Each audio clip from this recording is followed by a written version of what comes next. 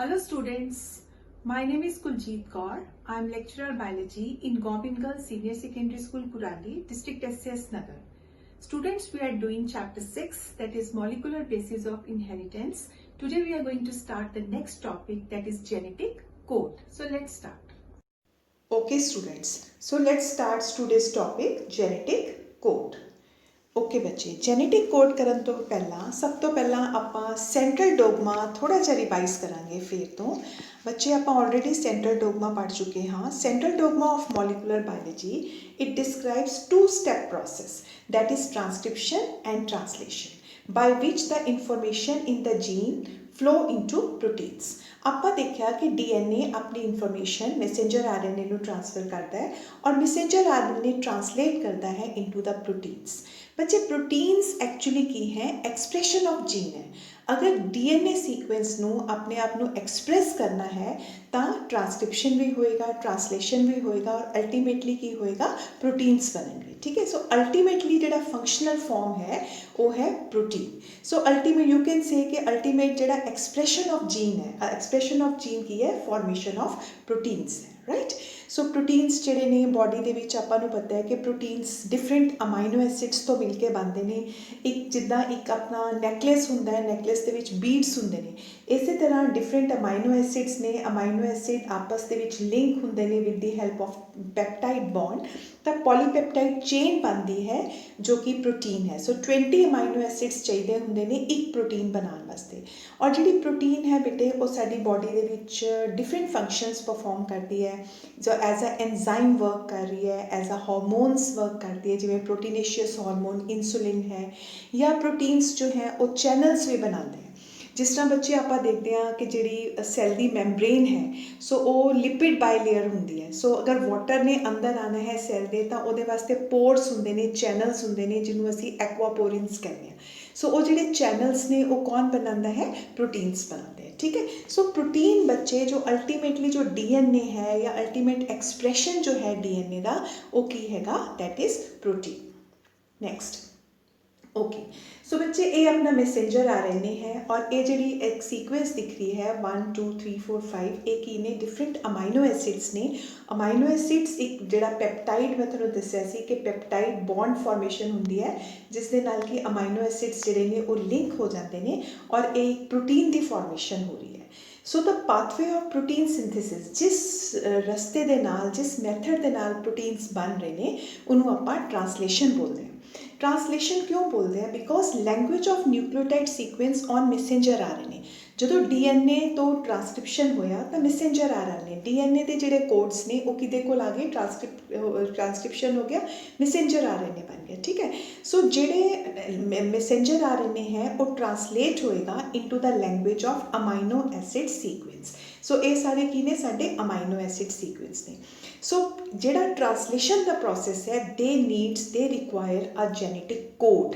उन्होंने एक कोड की जरूरत है through which information contained in the nucleic acid, जो भी न्यूक्लिक एसिड के कोल इंफॉर्मेशन है वो एक्सप्रैस हो जाएगी और एक स्पेसिफिक सीक्वेंस बनेगा अमाइनो एसिड्स का। ओके, नैक्सट बच्चे वॉट इज़ जेनेटिक कोड। आप देखा कि जोड़े जेनेटिक मटीरियल है, अगर DNA है तो DNA को 4 बेसिस हैं, adenine, guanine, thymine and cytosine. और अगर तुसी RNA को देखते हो तो RNA को भी 4 बेस है। RNA को की है adenine, cytosine, guanine and uracil, right. So साडा जो जेनेटिक जोड़ा 4 लेटर्स ने दे corresponds to the nucleotides found in the DNA और यही जोड़े 4 लेटर्स ने ये आपस के विच ऑर्गेनाइज होंगे और कोडॉन्स बनाएंगे। ठीक है, सो जी कलैक्शन ऑफ कोडॉन्स है, डिफरेंट कलैक्शन ऑफ कोडॉन्स जी होंगी है उसनों आपां जेनेटिक कोड बोलते हैं। हुण अगर सपोज DNA तो ये मैसेंजर RNA बन गया और मैसेंजर RNA को एक कोड्स आ गए। ठीक है, सो बच्चे अगर अपने को 20 अमाइनो एसिड्स ने, हुण इत्थे एक क्वेश्चन ये आता है, एक पजल ये सीगी कि साडे कोल जिहड़े नाइट्रोजनस बेसिस ने वो सिर्फ 4 है और अमाइनो एसिड्स किन्ने हैगे 20, तो 4 बेसिस 20 अमाइनो एसिड्स नू किस तरह कोड करेंगे। ਅਗਰ ਇੱਕ ਅਮਾਈਨੋ ਐਸਿਡ ਨੂੰ ਅਗਰ ਸਪੋਜ਼ ਆਪਾਂ ਕਰੀਏ ਕਿ ਇੱਕ ਅਮਾਈਨੋ ਐਸਿਡ ਜਿਹੜਾ ਹੈਗਾ ਉਹ ਇੱਕ ਨਿਊਕਲੀਓਟਾਈਡ ਜਿਹੜਾ ਹੈਗਾ ਜਾਂ ਇੱਕ ਨਾਈਟ੍ਰੋਜਨ ਬੇਸ ਜੋ ਹੈ ਉਹ ਇੱਕ ਅਮਾਈਨੋ ਐਸਿਡ ਨੂੰ ਕੋਡ ਕਰ ਦੇਗਾ, ਤਾਂ ਬੇਸਿਸ ਕਿੰਨੇ ਹੈ? ਜਸਟ 4। ਤਾਂ ਕੰਬੀਨੇਸ਼ਨ ਕਿੰਨੇ ਬਣੇ? ਸਿਰਫ 4। ਇਹਦਾ ਮਤਲਬ ਸਿਰਫ 4 ਅਮਾਈਨੋ ਐਸਿਡਸ ਨੂੰ ਕੋਡਿੰਗ ਮਿਲਿਆ, ਬਾਕੀ ਸਾਡੇ ਕੋਲ ਅਮਾਈਨੋ ਐਸਿਡਸ ਤਾਂ 20 ਹੈ। ਦੈਨ ਉਹਨਾਂ ਨੇ ਸੋਚਿਆ ਕਿ ਅਗਰ ਸਪੋਜ਼ ਆਪਾਂ ਦੋ ਲੈ ਲਈਏ, ਜਿਵੇਂ ਏ ਔਰ ਯੂ ਲੈ ਲਈਏ ਜਾਂ ਸੀ ਔਰ ਜੀ ਲੈ ਲਈਏ, ਦੋ ਕੋਡਸ ਇਕੱਠੇ ਕਰ ਲਈਏ, ਦੈਨ ਸਾਡੇ ਕੋਲ ਕਿੰਨੇ ਕੰਬੀਨੇਸ਼ਨ ਬਣੇਗੇ? ਅਗਰ ਆਪਾਂ 2 ਲੈਂਦੇ ਹਾਂ ਦੈਨ ਟੋਟਲ ਸਾਡੇ ਕੋਲ 4 ਹੈ, 4 ਦੀ ਪਾਵਰ 2 ਹੋ ਗਿਆ, ਤਾਂ ਟੋਟਲ ਕਿੰਨੇ ਹੋ ਗਏ? ਸਿਰਫ 16 ਕੰਬੀਨੇਸ਼ਨ ਬਣेंगे। ਦੈਨ ਉਸ ਤੋਂ ਬਾਅਦ ਆਪਾਂ ਨੇ ਇਹ ਦੇਖਿਆ, ਉਸ ਤੋਂ ਬਾਅਦ ਬੱਚੇ ਇੱਕ ਬਹੁਤ ਹੀ ਇੰਪੋਰਟੈਂਟ ਗੱਲ ਹੋਈ। ਸਭ ਤੋਂ ਪਹਿਲਾਂ ਬੱਚੇ ਡਾਇਗਰਾਮ ਦੇਖੋ, ਇਸ ਦੇ ਵਿੱਚ ਮੈਸੇਂਜਰ ਆਰਐਨਏ ਦੇ ਵਿੱਚ ਆਪਾਂ ਕੀ ਹੈ ਕਿ ਜਿਹੜੇ ਮੈਸੇਂਜਰ ਆਰਐਨਏ ਹੈ ਉਸ ਦੇ ਵਿੱਚ ਆਪਾਂ 3 ਕੋਡਸ ਬਣਾਏ ਹੋਏ ਹੈ, 3 ਨਿਊਕਲੀਓਟਾइड्स ਇੱਕ ਕੋਡ ਬਣਾ ਰਹੇ हैं, ठीक है। तो ਜਿਹੜੇ सीरीज ऑफ कोडॉन्स हैं in the part of messenger RNA molecule, so each codon, अगर ਤੁਸੀਂ कोडॉन 1 देखो, 2 देखो, 3 देखो, हर एक ਜਿਹੜਾ कोडॉन है वो 3 ਨਿਊਕਲੀਓਟਾइड्स ਤੋਂ ਮਿਲ ਕੇ ਬਣਿਆ ਹੋਇਆ ਹੈ, ਔਰ ਹਰ ਇੱਕ ਕੋਡॉन ਜਿਹੜਾ ਹੈਗਾ ਉਹ ਕਿਹਨੂੰ ਕੋਡ ਕਰੇਗਾ? 1 ਅਮਾਈਨੋ ਐਸਿਡ ਨੂੰ ਕੋਡ ਕਰੇਗਾ, ਠੀਕ ਹੈ। ਸੋ ਬੱਚੇ ਜੈਨੇਟਿਕ ਕੋਡ ਕਿਸ ਤਰ੍ਹਾਂ ਡਿਸਕਵਰ ਹੋਇਆ, ਇਸ ਦੇ ਵਿੱਚ ਸਭ ਤੋਂ ਪਹਿਲਾਂ ਅਸੀਂ ਜਾਰਜ ਗੈਮੋ ਦੀ ਗੱਲ ਕਰਾਂਗੇ। ਮਿਡ 1950 ਦੇ ਵਿੱਚ ਜਿਹੜੀ ਇਹ ਪਜ਼ਲ ਸੀਗੀ ਕਿ ਸਿਰਫ 4 ਨਾਈਟ੍ਰੋਜਨਸ ਬੇਸਿਸ 20 ਅਮਾਈਨੋ ਐਸਿਡਸ ਨੂੰ ਕਿਸ ਤਰ੍ਹਾਂ ਕੋਡ ਕਰਾਂਗੇ, ਸੋ ਇਹ ਜਿਹੜੀ ਪਜ਼ਲ ਸੀਗੀ ਇਸ ਨੂੰ ਸੋਲਵ ਕੀਤਾ, ਆਈਡੀਆ ਆਇਆ ਜੈਨੇਟਿਕ ਕੋਡ ਦਾ ਕਿਸ ਦੇ ਮਾਈਂਡ ਵਿੱਚ? ਜਾਰਜ ਗੈਮੋ ਦੇ ਮਾਈਂਡ ਵਿੱਚ। ਜਾਰਜ ਗੈਮੋ ਸੈਡ ਕਿ ਜਿਹੜਾ ਜੈਨੇਟਿਕ ਕੋਡ ਹੈ it was likely composed of triplet of nucleotides. तो उसने कहा कि जेनेटिक कोड जो है वो ट्रिपलेट तो बनया है, 1 नहीं है, क्योंकि हुणे मैं दसिया कि अगर आप सिंगल न्यूक्लियोटाइड लैंदे तो सिर्फ 4 अमाइनो एसिड्स कोड होंगे, और अगर असी डबल लैंदे हाँ कि 2 न्यूक्लियोटाइड पर अमाइनो एसिड लाँगे, ये भी वर्क नहीं करेगा because it is code only for 16 amino acid, but we are having 20 amino acids. Then what Gamow said, he proposed that group of 3 successive nucleotides might code for 1 amino acid. अगर असी एक amino acid ਨੂੰ code लगाना है तो साढ़े nucleotide के होने चाहिए हैं? मिनिमम 3 होने चाहिए, ठीक है। सो ਜਿਹੜਾ कोड बनया that was based on the nucleotide triplets, ठीक है। सो ये ज़्यादा प्रॉमिसिंग लग्या, क्योंकि अगर असी ट्रिपलेट लैंने 3 बेस लैंने तो 4 टू द पावर 3 तो साढ़े को 64 कॉम्बीनेशनस जिहड़े है 64 साढ़े कोल कोड्स जिहड़े ने वो प्रोड्यूस हो गए। सो ਇਹਦਾ ਮਤਲਬ ਜਿਹੜਾ ਗੈਮੋ ਸੀਗਾ ਉਸਨੇ ਕਿਹਾ ਕਿ ਕੁਝ ਸਾਨੂੰ ਕੰਬੀਨੇਸ਼ਨ ਪਰਮੂਟੇਸ਼ਨ ਕੰਬੀਨੇਸ਼ਨ ਯੂਜ਼ ਕਰਨਾ ਪਏਗਾ due to just 4 nitrogenous bases, right. So ਇਸ ਜਿਹੜਾ ਉਹਦਾ ਇਹ ਆਈਡੀਆ ਸੀਗਾ, ਸੋ ਇਹ ਜਿਹੜਾ ਹਾਈਪੋਥੇਸਿਸ ਸੀਗਾ ਕਿ ਜਿਹੜੇ ਕੋਡਸ ਨੇ ਉਹ ਨਿਊਕਲੀਓਟਾਈਡ ਟ੍ਰਿਪਲੇਟਸ ਹੋਣੇ ਚਾਹੀਦੇ ਨੇ, ਸੋ ਇਹ ਇਸ ਨੂੰ ਕਾਫੀ ਵਾਈਡਲੀ ਅਸੈਪਟ ਕੀਤਾ ਗਿਆ, ਔਰ ਇਹ ਜਦੋਂ ਉਸ ਸਮੇਂ ਜਿਹੜੇ ਸਾਇੰਟਿਸਟ ਸੀਗੇ ਉਹਨਾਂ ਨੂੰ ਕਾਫੀ ਲੌਜੀਕਲ ਵੀ ਲੱਗਿਆ। ਨੈਕਸਟ ਬੱਚੇ ਇਸ ਨੂੰ ਐਕਸਪੈਰੀਮੈਂਟਲੀ ਪ੍ਰੂਵ ਕੀਤਾ ਗਿਆ ਬਾਈ ਮਾਰਸ਼ਲ ਨਿਹਰਨਬਰਗ, ਕੁਝ ਸਾਇੰਟਿਸਟ ਮੈਂ ਤੁਹਾਨੂੰ ਇੱਥੇ ਦੱਸਾਂਗੀ। ਸੋ 1961 ਵਿੱਚ ਜਿਹੜੇ ਮਾਰਸ਼ਲ ਨਿਹਰਨਬਰਗ ਸੀਗੇ ਉਹਨਾਂ ਨੇ ਕੀ ਕੀਤਾ, ਉਹਨਾਂ ਨੇ ਆਈਡੈਂਟੀਫਾਈ ਕੀਤੀ specific nucleotide triplet that corresponds to particular amino acid. उन्होंने सिंथेसाइज किया मैसेंजर आरएनए सिंथेसाइज किया सिर्फ इको न्यूक्लियोटाइड लैके, दैट इज़ यू। तो चेन की बनी जे अगर इको ही न्यूक्लियोटाइड लैने तो U U U U same nucleotide आ रहा है। सो जो इसकी ट्रिपलेट आप इकट्ठा किया, ठीक है, तो ही फाउंड कि जी पॉलीपेप्टाइड चेन बन रही है विद जस्ट 1 न्यूक्लियोटाइड, सिर्फ वो जी पॉलीपेप्टाइड चेन है it is made up of amino acid phenyl alanine. It means जो यू यू यू है triplet, again you U you triplet, it codes for which amino acid, that is phenyl alanine, ठीक है। सो ही synthesized mRNA, उन्होंने की किया एक mRNA synthesise किया using only 1 nucleotide. सो eco nucleotide लेके उसके नाल उसकी चेन फॉर्मेशन की, और जो आप ट्रिपलेट्स ले कोड च आप 3 नाइट्रोजनस बेसिस ले तो किस अमाइनो एसिड को कोड कर रहे सी? फिनाइल एलेनिन को कोड कर रहे सी। उस तो बाद इस तरह जेडे सिवीरो ओकाहा की गल मैं पहला करांगी, उन्होंने भी जोड़ा गैमो सीगा उसके आइडिया ਨੂੰ सपोर्ट किया, और उन्होंने एक जी पॉलीपेप्टाइड चेन बनाई यूजिंग पॉलीएडेनिन। सो ठीक है, पॉलीएडेनिन जोड़ा सीगा ए दे नाल उन्होंने एक पॉलीपेप्टाइड चेन बनाई like this, with the same nitrogenous base. Then what he found कि ਜਿਹੜੀ polypeptide chain बन रही है वो exclusively ਜਿਹੜੀ बनी है from amino acid की इस नाम की है leucine. So ठीक कितने ना बनी I'm sorry this is lysine. ठीक है. So AAA किनू कोड कर रहा है amino acid lysine ਨੂੰ ਕੋਡ ਕਰ ਰਿਹਾ ਹੈ. ਉਸ ਤੋਂ ਬਾਅਦ ਹਰਗੋਬਿੰਦ ਖੁਰਾਨਾ ਦਾ ਜਿਹੜਾ ਐਕਸਪੈਰੀਮੈਂਟਲ ਵਰਕ ਸੀਗਾ ਉਹ ਵੀ ਬਹੁਤ ਰਿਮਾਰਕੇਬਲ ਸੀਗਾ ਲੇਟਰ ਔਨ ਹਰਗੋਬਿੰਦ ਖੁਰਾਨਾ ਨੂੰ ਨੋਬਲ ਪ੍ਰਾਈਜ਼ ਵੀ ਮਿਲਿਆ ਬੱਚੇ ਸੋ ਉਹਨਾਂ ਨੇ ਕੀ ਕੀਤਾ ਉਹਨਾਂ ਨੇ ਸਿੰਥੇਸਾਈਜ਼ ਕੀਤਾ ਆਰਟੀਫਿਸ਼ੀਅਲ mRNA ਲੇਕਿਨ ਉਹਨਾਂ ਦੀ ਜ਼ਿਆਦਾ complex sequence ਲਈ so instead of only one nucleotide ਉਹਨਾਂ ਨੇ ਦੋ nucleotide ਲਏ U and C तो अगर आप U and C लेने तो अपनी चेन की होएगी U C U C U C ठीक है U C U C U C like this जिस तरह की सो पॉलीयूसिन की चेन बन गई सो पॉलीयूसिन की चेन में जो असीं ट्रांसक्राइब किया उन्होंने इंटू पॉलीपेप्टाइड तो ये देखा UCU then CUC then UCU ਤਾਂ alternate pattern ਕਿਹਦੇ ਬਣ ਰਹੇ ਨੇ UCU ਔਰ CUC ਦੇ ਤਾਂ alternate pattern ਬਣ ਰਹੇ ਨੇ serine ਔਰ leucine ਦੇ ਜੋ ਕਿ ਦੋ amino acids ਨੇ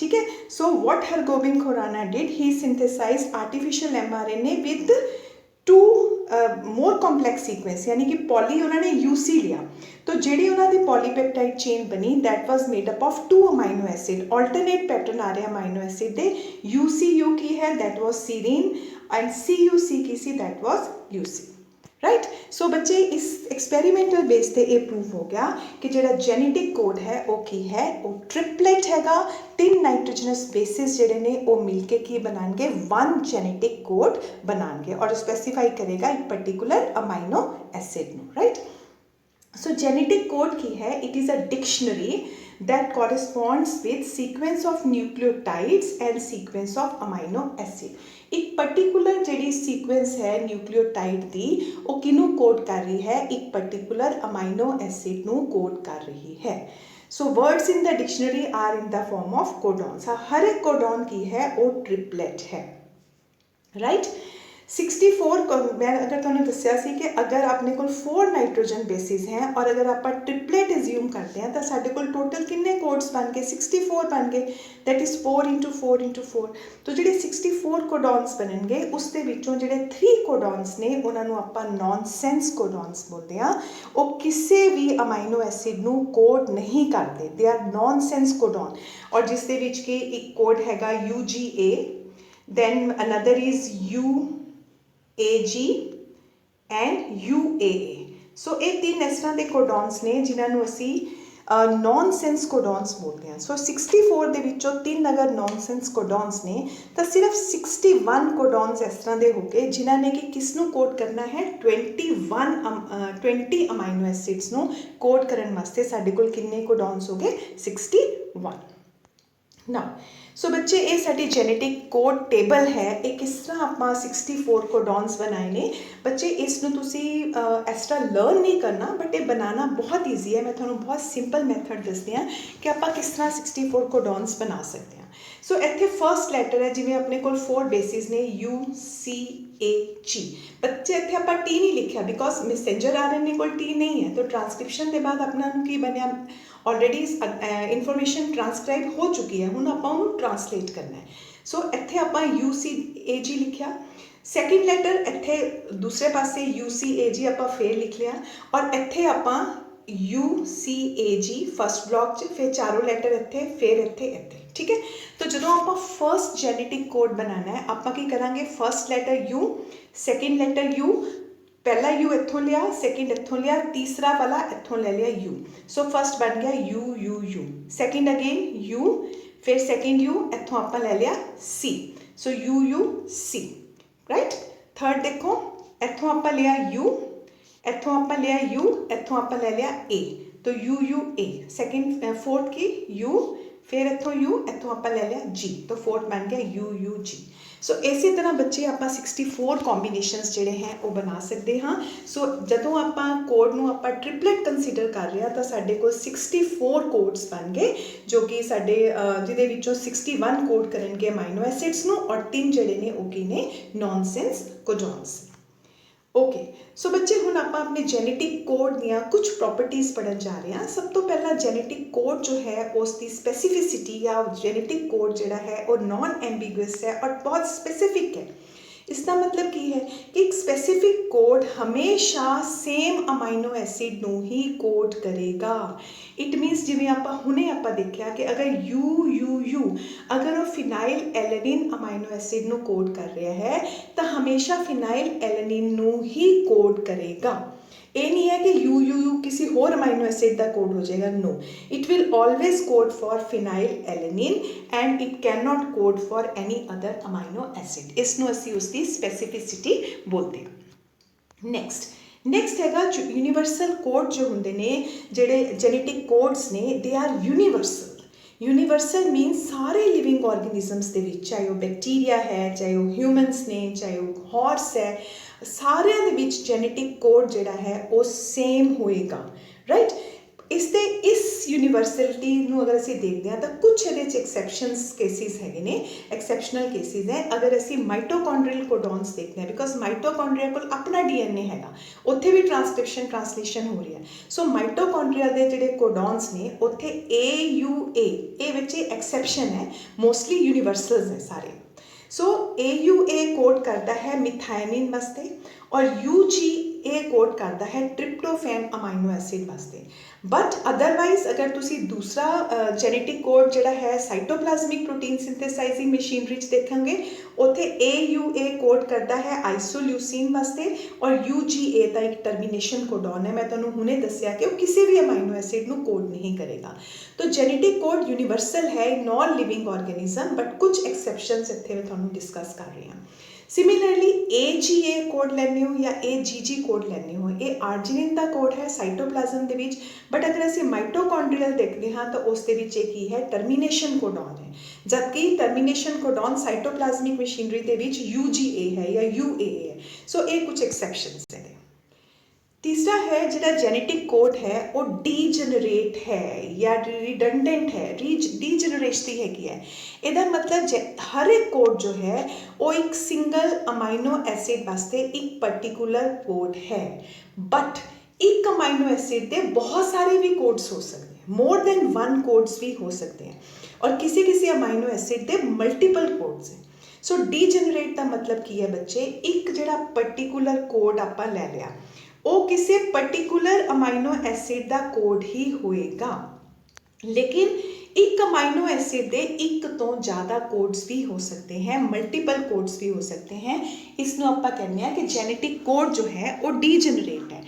each code corresponds to single amino acid, but a single amino acid can have multiple codes except tryptophan and methionine. अगर ट्रिप्टोफैन और मिथायोनिन की आप गल करते हैं, इन्हां दा सिर्फ एक कोड है, जस्ट वन, बट दूसरे अमाइनो एसिड्स के एक तो ज़्यादा कोड्स भी हो सकते हैं। So let's see students, now इत्थे तुसीं देख सकते हो जिवें ल्यूसीन है, LEU ल्यूसीन अमाइनो एसिड है, उसके कितने सारे कोड हैं, CUU, CUC, CUA, CUG। ठीक है, जिवें फिनाइल एलेनिन है तो UUU, UUC दो कोड्स हैं, बट UUU हमेशा इसका ही कोड होगा, बट फिनाइल एलेनिन दे एक तो ज़्यादा भी हो सकते हैं, जिवें इत्थे दो कोड्स हैं। राइट, ऐसे तरह जिवें सीरीन है उसके UCU, UCC, UCA, UCG ये 4 कोडॉन्स हो सकते हैं। ਇਹਦਾ मतलब की होया स्टूडेंट्स कि जो साडा जेनेटिक कोड है वो की है डीजनरेट है। एक single codon corresponds to single amino acid, but single amino acid can have multiple codes. Now genetic code is non overlapping and non punctuated. हमेशा जो आप कोई भी कोड लिखना है, सपोज आप UUU लिख रहे हैं या आप UCA लिख रहे हैं, तो इस दे विच कोई पंक्चुएशन मार्क, कोई फुल स्टॉप, कोई कॉमा कुछ नहीं आता, और कोड्स कभी भी ओवरलैप नहीं करते। इसका मतलब की है जिवें सपोज अपने कोई कोड है CUU, AUG इस तरह से, तो ये 3 ट्रिपलेट्स का एक कोड बनेगा, इसका एक कोड बनेगा।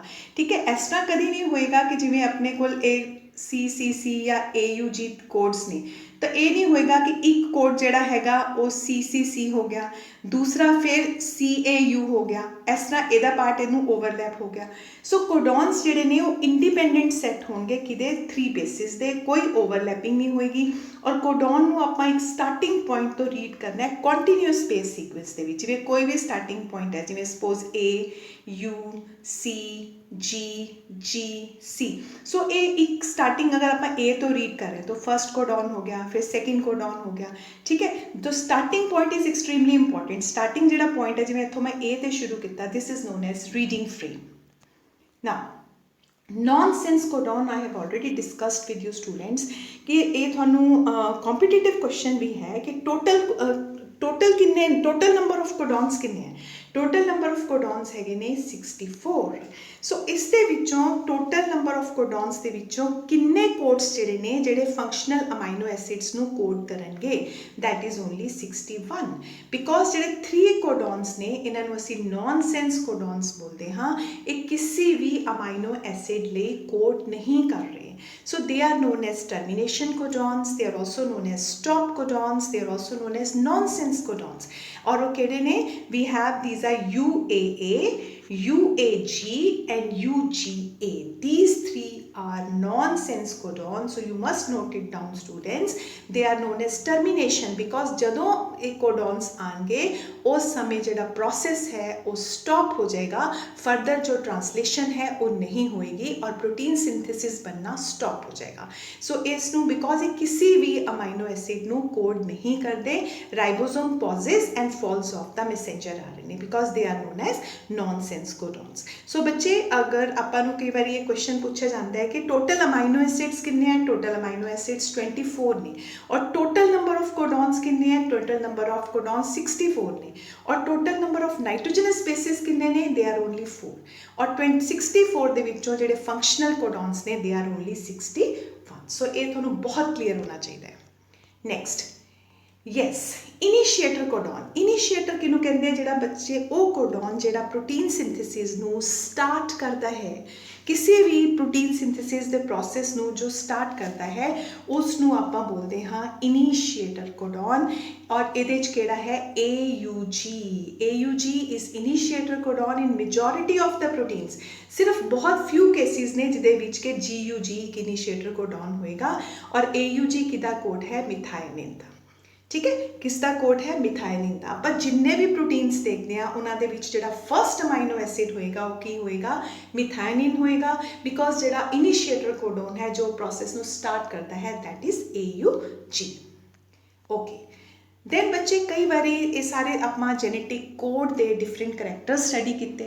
सो कई बारी बच्चे कुछ इस तरह के म्यूटेशनस हो जाते हैं, कुछ इदां दे सडन स्टेबल हैरिटेबल चेंजिस होंदे ने जिस दे नाल जिहड़ा जेनेटिक स्ट्रक्चर है या जिहड़े नाइट्रोजनस बेसिस ने उन्हां दी सीक्वेंस चेंज हो जाती है, जिन्हों आपां कहंदे आ म्यूटेशनस। कुछ म्यूटेशनस जो होंदे ने वो साइलेंट म्यूटेशनस होंदे ने, ठीक है। साइलेंट म्यूटेशन का मतलब की होंदा है कि जिवें इत्थे आपां देखते हाँ नंबर 2 दे विच GAA है एक कोडॉन, तो इस दे विच सिंगल न्यूक्लियोटाइड जिहड़ा है चेंज है, जिवें इत्थे GAA A to G change हो गया, ये जिहड़ा A लिख रहा है इट A जिहड़ा हैगा it changes to G, right. So अगर आप GAA लवांगे तो उस तो बाद म्यूटेशन होने तो बाद कोड बन गया GAG, बट ये साइलेंट म्यूटेशन है बिकॉज GAA और GAG सेम अमाइनो एसिड दे कोड ने, ये कोडॉन चेंज होने दे नाल अमाइनो एसिड चेंज नहीं होया।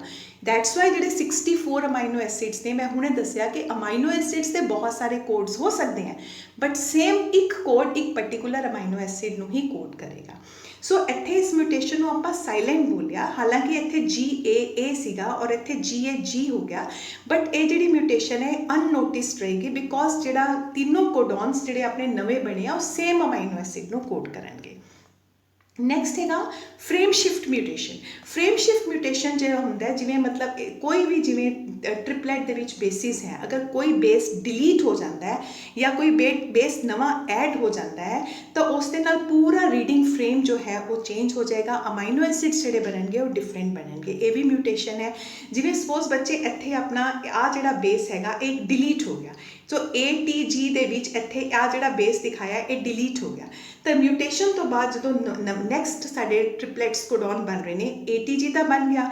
ਹੁਣ ਇੱਥੇ ਆਪਣਾ ਕੀ ਹੈਗਾ, ਇਹ ਜਿਹੜਾ AA ਹੈ ਇਹ ਅੱਗੇ ਵਾਲੇ G ਦੇ ਨਾਲ ਟ੍ਰਿਪਲੇਟ ਬਣਾਤੀ ਇਸਨੇ AAG, ਅੱਗੇ ਬਣ ਗਿਆ CAC, ठीक है। सो इस तरह सो ਇਹਦੇ ਨਾਲ ਕੀ ਹੋਇਆ, ਪੂਰਾ ਜਿਹੜਾ ਫਰੇਮ ਹੈ ਉਹ ਸ਼ਿਫਟ ਹੋ ਗਿਆ by insertion or by removal of the bases. So this can alter the reading frame, ਸਾਰਾ ਆਲਟਰ ਹੋ ਗਿਆ with the resultant incorporation of different amino acids. ਨਾ ਬੱਚੇ ਇਹ ਬਹੁਤ ਇੰਟਰਸਟਿੰਗ ਐਗਜ਼ਾਮਪਲ ਹੈ ਪੁਆਇੰਟ ਮਿਊਟੇਸ਼ਨ ਦਾ। ਆਪਾਂ already sickle cell anaemia students ਪੜ੍ਹ ਚੁੱਕੇ ਹਾਂ। Sickle cell anaemia is an example of point mutation. So ਬੱਚੇ ਇਹ ਸਾਡਾ DNA ਹੈਗਾ, DNA ਦੇ ਵਿੱਚ ਦੇਖੋ ਬੇਸਿਸ ਸੀਗੇ GAG, ਠੀਕ ਹੈ।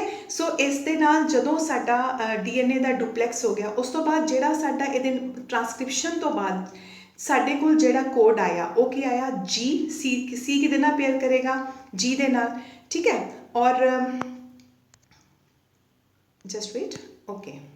ਸੋ ਉਸ ਤੋਂ ਬਾਅਦ ਇਹ ਜਿਹੜਾ ਸਾਡੇ ਕੋਲ ਸੀਕੁਐਂਸ ਆਈ, ਇਹ ਕਿਸ ਅਮਾਈਨੋ ਐਸਿਡ ਦਾ ਨਾਮ ਹੈਗਾ, ਦੈਟ ਇਜ਼ GLU, ਗਲੂਟੈਮਿਕ ਐਸਿਡ। ਔਰ ਗਲੂਟੈਮਿਕ ਐਸਿਡ ਜੋ ਹੈ GLU, ਉਸ ਤੋਂ ਬਾਅਦ ਤੁਸੀਂ ਇਹ ਦੇਖੋ ਇੱਥੇ ਇੱਕ ਪੁਆਇੰਟ ਮਿਊਟੇਸ਼ਨ ਹੋਇਆ, ਜਿਹੜਾ ਐਡੇਨਿਨ ਹੈ ਉਹ ਮਿਊਟੇਟ ਹੋ ਗਿਆ ਔਰ ਸਾਡੇ ਕੋਲ ਆ ਗਿਆ ਥਾਈਮਿਨ।